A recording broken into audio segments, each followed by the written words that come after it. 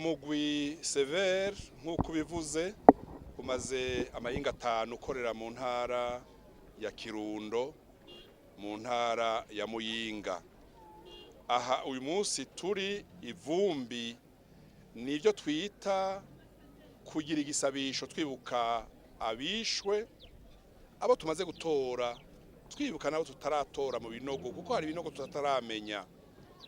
Ariko ico novuga nuko ngaha mu Kirundo turi hari ibinogo twatoye ngaha muri komine Vumbi, mpereye ngaha Gasura ku isoko turi, najya haruguru ku biro vy'ikomine ahari kera ibohero. Iryo bohero mbere nijya abantu benshi bahagwarikwamwo bakicigwako. Aha rero muri Kirundo twarakoreye no muri Busoni kuibarabara rija kumbibe Uburundi buhana n'u Rwanda.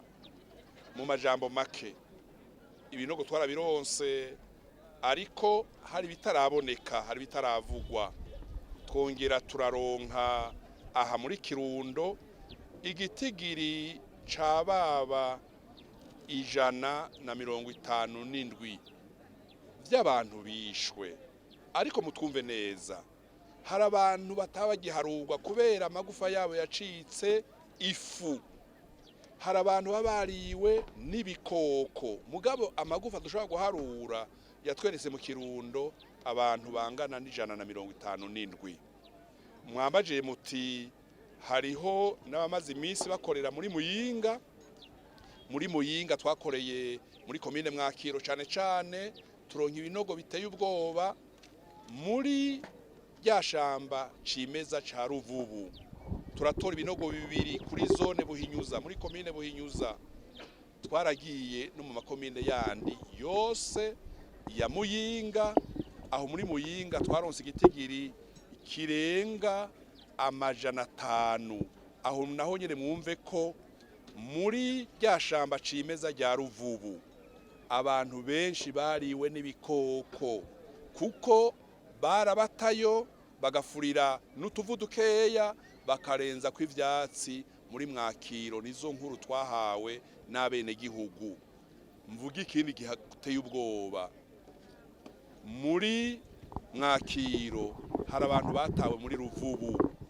Hanyuma nk'uko tubibwirwa n'abene gihugu batandukanye, bose ntibapfiriye muri Muyinga canke muri Kirundo. Hariho abatwagwa n'amakamyo y'igisirikare canke y'abigenga bakaja na Igitega, bakajana Ingozi. Hari n'abishwe bagatabwa mu bitoke tutazomenya aho batawe. Mwijambo rimwe mvuge nti Muyinga na Kirundo yatweretse ubudasa. Ubwo budasa n'ubuhe nuko muri Muyinga twasanze bitwa abarobera, abagwanyi. Impore yitwa ko yamaze kuboneka havuka bitwa abarozi.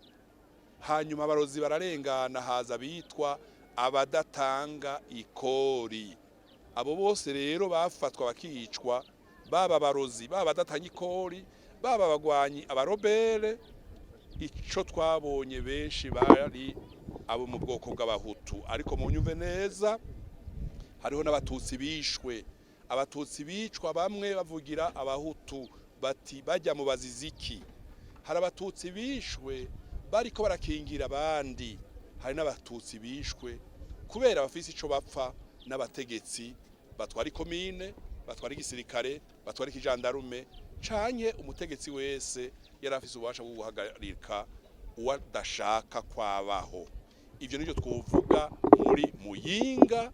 Akanyuma novuga muri Kirundo nuko abicwa bose benshi bitwa udukoko twa murere.